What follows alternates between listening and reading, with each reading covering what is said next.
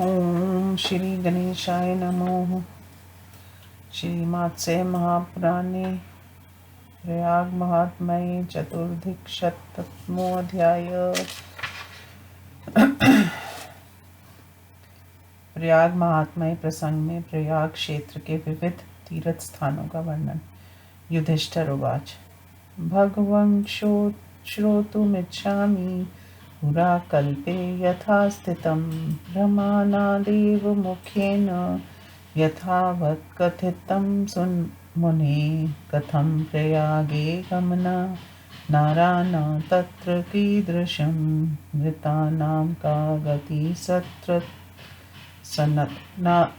सनाताना तत्र कीफलं येव सन्ति प्रयागे तु ब्रूहि तेषां च किं फलम् एतन्नं मे सर्वमाख्यायि परं कौतूहलं हि मे। मार्कण्डेय उवाच। कथयिष्यामि ते वत्तस्य यच्च श्रेष्ठं यत्तत्र यत्फलं पुरारीशाना विप्राणा कथ्यमानं मया श्रुतम् अप्रयागं प्रतिष्ठानादापुरादवासुकेर्हदात् कम्बलाक्षत्तरो नागा च बहुमूलकात् एतत् प्रजापते क्षेत्रं त्रिषु लोकेषु विश्रुतम् तत्र सनातवाद्विवं यान्ति ये मृतास्ते पूर्णभवा तत्र ब्रह्मादयो देवा रक्षां कुर्वन्ति संगता अन्य च बृहस्तीर्था सर्वपापहरा शुभा नाशक्या कथिन्तुं राजन् बहुवर्षशतैरपि संक्षेपेण प्रवक्ष्यामि प्रयागस्य तु कीर्तनं षष्टिर्धुना सहस्राणि यानि रक्षन्ति जाविना यमुना रक्षति सदा सविता सप्तवाहना प्रयागं तु विशेषण सदा रक्षति वासव मण्डलं रक्षति हरि दैर्वते सह संगता तम्बटं रक्षति सदा शूलपाणिर्महेश्वर स्थानं रक्षन्ति वैदेहा सर्वपापहरं शुभम् अधर्मेणावृतो लोको नैव गच्छति तत्पदम् अल्पतरं पापं यदा तस्य नराधिपा त्यागं स्मरमानस्य सर्वमायाति संशयं दर्शनात् तस्य तीर्थस्य नाम कीर्तनादपि मृत्कालम्बनाद्वापि नरापाप प्रमुच्यते पञ्चकुण्डानि राजेन्द्र येषां मध्ये तु जाह्नवी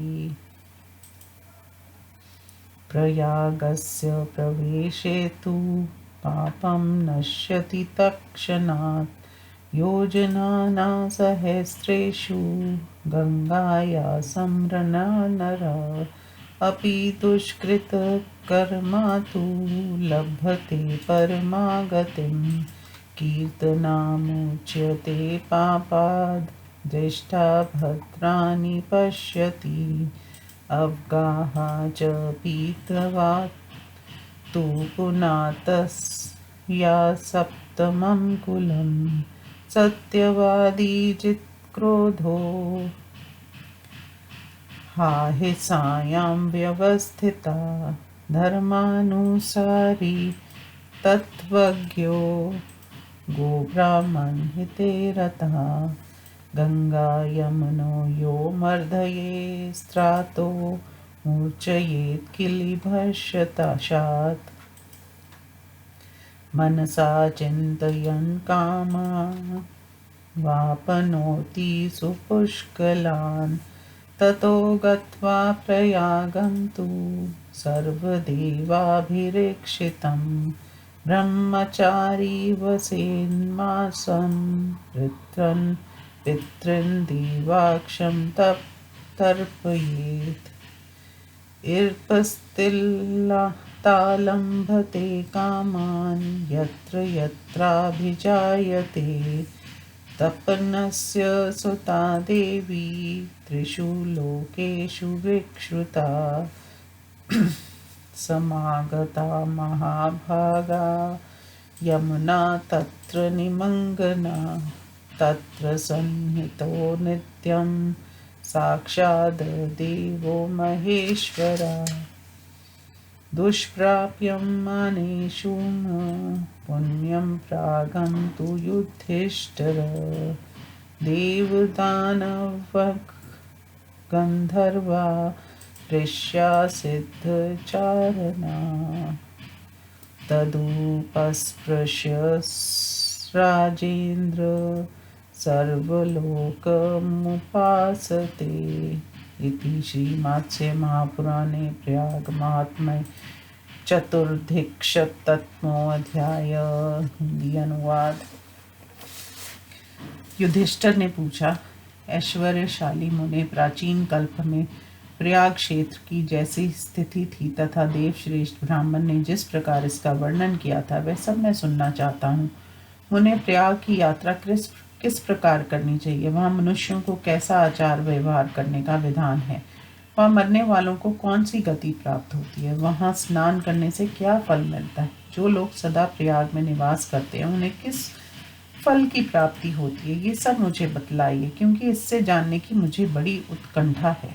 मार्कंडेय जी ने कहा, वत्स पूर्व काल में प्रयाग क्षेत्र में जो श्रेष्ठ स्थान है तथा वहाँ की यात्रा से जो फल प्राप्त होता है, इस विषय में ऋषियों एवं ब्राह्मणों के मुख से मैंने जो कुछ सुना है वह सब तुम्हें बतला रहा हूँ। प्रयाग के प्रतिष्ठान पर झूंसी में वासु की हद दत्त का भाग, जहाँ कंबल नक्षत्र बहुमूलक नाम वाले नाग निवास करते हैं, तीनों लोकों में प्रजापति क्षेत्र के नाम से विख्यात है। वहाँ स्नान करने से लोग स्वर लोक में चले जाते हैं और जो वहाँ मृत्यु को प्राप्त होते हैं उनका पूर्ण जन्म नहीं होता। ब्रह्मा आदि देवता संगठित होकर वहाँ रहने वालों की रक्षा करते हैं। राजन, इसके अतिरिक्त इस क्षेत्र में मंगलमय एवं समस्त पापों का विनाश करने वाले और भी बहुत से तीर्थ हैं, जिनका वर्णन सैकड़ों वर्षों में भी नहीं किया जा सकता। अंत में संक्षेप में प्रयाग का वर्णन कर रहा हूँ।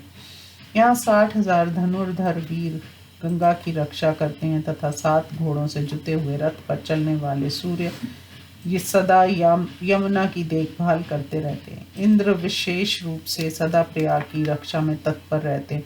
श्री हरि देवताओं को साथ लेकर पूरे प्रयाग मंडल की रखवाली करते हैं।